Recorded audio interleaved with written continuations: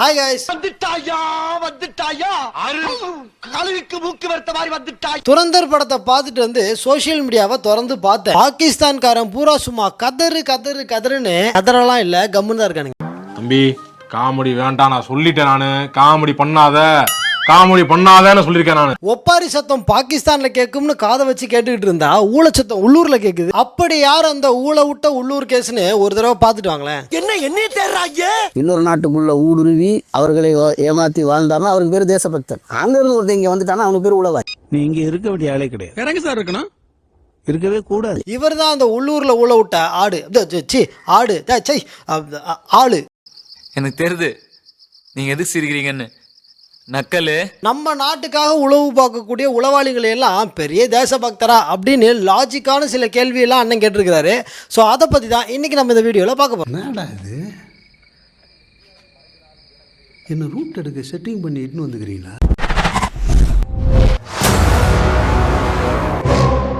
First நம்ம அமீர் ப்ரோவோட இந்த ஸ்டேட்மெண்ட்டை கேட்டுட்டு வாங்களேன். இருந்து ஒருத்தர் போனாரு, அங்கே போய் கஷ்டப்பட்டு அங்கேயே இருந்து அந்த தீவிரவாத குழுக்களோட இருந்து 20 ஆண்டு காலம் 10 ஆண்டுகளா வாழ்ந்தார். அவர் யாருன்னா அவர் தேசபக்தி. இன்னொரு நாட்டுக்குள்ள ஊடுருவி தீவிரவாத குழுக்களுக்குள்ள ஒருத்தர் ஊடுருவி 10-20 வருஷம் அங்கேயே இருந்துட்டா அவங்க எல்லாம் பெரிய தேசபக்தர்.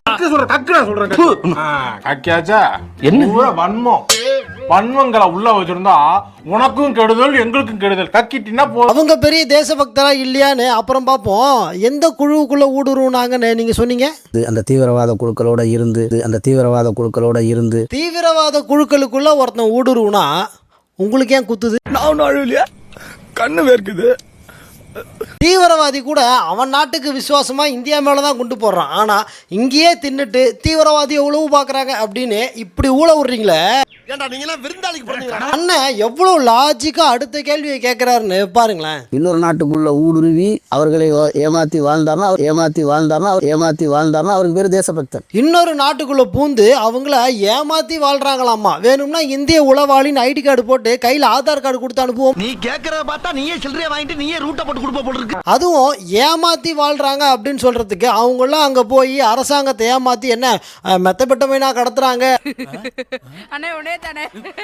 இவ்வளவு நேரம் நம்ம ரா ஏஜென்ட்ஸ் எல்லாரையும் பெரிய தேசபக்தரா அப்படின்னு கேட்டுட்டு இப்போ குண்டு வைக்கிற தீவிரவாதிக்கு எப்படி கொடை பிடிக்கிறாருன்னு பாருங்களேன். ஏமாத்தி வாழ்ந்தாருன்னா அவருக்கு பேரு தேசபக்தன். அங்க இருந்து ஒருத்தர் இங்க வந்துட்டானா அவனுக்கு பேரு உளவாளி. அவன் இங்க வந்தான்னா அவன் நமக்கு உளவாளி. பாகிஸ்தான்ல இருந்து ஒருத்தன் இங்க வந்துட்டா அவனை மட்டும் உளவாளின்னு சொல்றாங்களாமா. சாச்சா, அவன் உளவாளி கிடையாது.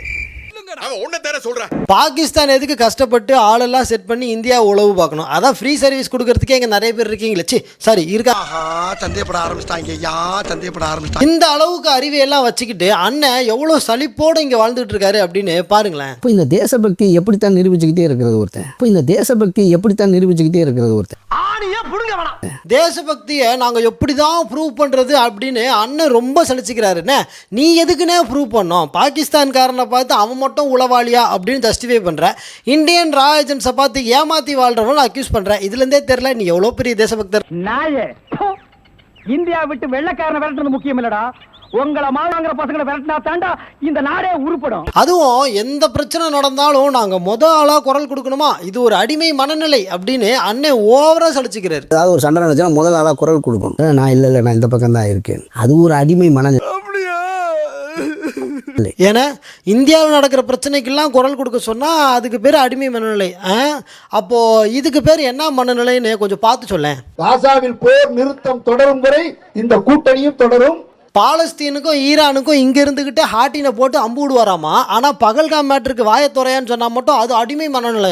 இருங்க பாய், இப்ப போன் நம்பரை புடிச்சு எல்லாம் ஐபோன்ல புடிச்சு போடுறேன் பாருங்க பாய். என்ன எல்லாம் லோலாயத்தனம் பண்ணிட்டு இருக்கீங்களா? நமக்காக வேலை பார்க்குற ரா ஏஜென்ட்ஸை இவ்வளவு நேரமா கிரிட்டிசைஸ் பண்ணிட்டு அடுத்ததா இந்தியன் சயின்டிஸ்டுங்களையும் டிஃபேம் பண்றாரு. நான் ஒரு ரசிகங்களை வித்த நம்பி நாராயணன் மிகச்சரியாத ஒன்று சொல்ல முடியுது. ISRO சயின்டிஸ்ட் நம்பி நாராயணனை சரியா சொல்லி படம் எடுத்துட்டாங்களாம். ஆனா எவ்வளவு வன்மம் உள்ள இருக்குன்றத தெரியுதா?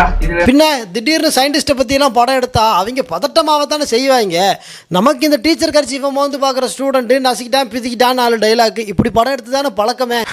என்ன ஏன்டா அடிக்கிற? இங்க அடிச்சாதான்டா அங்க வலிக்கும், இங்க அடிச்சா இங்கதான்டா ஆளு. சந்திரயான், மங்கள்யான், GSLV, அப்புறம் இந்த கிரையோஜெனிக் ப்ராஜெக்ட்ஸ், இந்த மாதிரி இந்தியாவை பெருமைப்படுத்தின மேக்ஸிமம் ஸ்பேஸ் ப்ராஜெக்ட்ஸுக்கு காரணமே அந்த மனுஷன் தான். அவரை பற்றி படம் எடுத்தா கூடமா அவங்களுக்குலாம் எரியுது. ஐயோ மாலா, எரிச்ச தாங்க முடியலடி. பேன 12ஆம் நம்பர்ல வை. அதுவும் லாஜிக்கே இல்லாம என்னென்ன பாயிண்ட் எல்லாம் எடுத்து விடுறாருன்னு பாருங்களேன். ராணுவ ரகசியங்களை வித்த நம்பினாராயண் ராணுவ ரகசியங்களை நம்பினாராயணன் வித்துட்டாராமா. ஆமா, ராணுவ ரகசியங்களை விற்கிறதுக்கு அவர் மிலிட்டரியில வேலை பார்த்தாரு. தற்கூரி அவர் வேலை பார்த்தது ISROல. யூ டிராப் திஸ்டா மாட்டிக்க. என்ன மாப்பிள்ள கேப்பா? ஓடு நல்லா இருக்கும், உனக்கு சூட்டா இருக்கும். வேற பால் வாங்கணும் மூக்குல மாட்டுறதுக்கு, அது மட்டும் வாங்கிட்டு. ராக்கெட்ரி அப்படின்னு படத்தோட பேரை மட்டும் பார்த்துட்டு வந்து ராணுவத்தில் விடுற ராக்கெட்னு நினைச்சு அவர் பேசிட்டு இருக்காரு. யாராவது தயவு செஞ்சு அது வானத்தில் விடுற ராக்கெட்னு சொல்லி கொடுங்க அவருக்கு. நீ ஸ்கூலுக்கே போனது இல்லையாடா? இது கூட பரவாயில்ல. இங்க இருக்கிற அரசாங்கமும் பொலிட்டிக்கல் பார்ட்டிஸும் அண்ணனை எவ்வளோ ஏமாத்திருக்காங்க தெரியுமா? உங்களை யாரும் காப்பாற்ற மாட்டான், உங்களை நீங்க தான் காப்பாற்றும். கேடயத்தை வேணா நீ கையில் வச்சுக்கலாமே தவிர வாள் எடுத்து நீ தான் சண்டை போடணும். எந்த இயக்கமும் நம்மளை காப்பாற்ற மாட்டாங்க, வாள் எடுத்து போராடுங்க அப்படின்னு கத்தி விஜய் மாதிரி இப்படி கதறி கதறி டயலாக் பேசுறதுக்கு காரணம் என்ன தெரியுமா? நீயே சொல்லு. நீங்களே பார்த்துட்டு வாங்களேன். NIA சட்டம் கொண்டு வரும் பொழுது NIA சட்டத்துக்கு பதில் எதுவும் சொல்லாமல் வந்தது திமுக தான். NIA சட்டம் கொண்டு வரும்போது இங்க இருந்த பொலிட்டிக்கல் பார்ட்டிஸ்லாம் அதை எதிர்க்கவே இல்லையா. தீவிரவாத குற்றங்களை விசாரிக்கிறதுக்காக NIA சட்டம் கொண்டு வந்தாங்க. இதுல நீங்க எப்படி அமீரனே? ஓ, நீ அப்படி வரியா? தீவிரவாதிக்கு எதிராக கொண்டு வந்த சட்டத்துக்கு நீ கதறனதை கூட விட்டுறலாம். அதுக்கே சும்மா இருக்கிற நம்ம பாய்மார்களை பூரா வாள் எடுத்து போறானுங்க வெறியேற்றி விட்ட. உங்களை யாரும் காப்பாற்ற மாட்டான். வாள் எடுத்து நீ தான் சண்டை போடணும். ஆனா ஒண்ணுடா, உன்ன மாதிரி ஆளுங்க தாண்டா என்ன மாதிரி அப்பாவிங்களாம் பிரெயின் வாஷ் பண்ணி மனித வெடிகுண்டா மாற்றி விட்றீங்க. இது கூட பரவாயில்ல, உள்ளூர் மேட்ரு. வர வர நம்ம அண்ணனுக்கு ISIS திட்டினா கூட கோபம் வருது. கேரளா ஸ்டோரி திரைப்படம் எதற்கு பயன்படுது? ஒரு சமூகத்தை குற்ற சமூகம் ஆக்குறதுக்கு தானே பயன்படுது. கேரளா ஸ்டோரி படம் ஒரு சமூகத்தை குற்ற சமூகமா காட்டுதாமா. ஏப்பா அப்படியெல்லாம் ஒண்ணும் இல்லையே.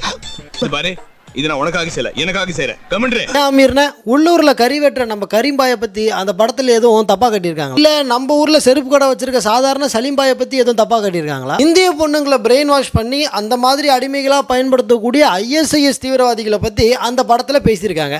இதுக்கும் உள்ளூர்ல 5 வேளை அல்லாஹ்வை தொழுகிற அப்பாவி முஸ்லீமுக்கும் என்ன சம்பந்தம்? என்ன சம்பந்தம்? சம்பந்தப்படுத்திக்கிட்டேன். தீவிரவாதியை திட்டும் போதெல்லாம் பாவம் உள்ளூர்ல இருக்கிற அப்பாவி பாய்களை உள்ள இழுத்து விட்டு, பாய் அவன் பார் பாய் உன்னை திட்டுறான் பாய் அப்படின்னு கோர்த்து விட்டுட்டு போயிடுறாங்க. கடைசியில் அவங்க உள்ள பூந்து அடி வாங்கிட்டு இருக்காங்க. ஊருக்குள்ள பஞ்சாயத்து பண்ணிட்டு இனிமே இப்பெல்லாம் தனியெல்லாம் வராது. வீட்டுல யாராவது பெரிய வந்தா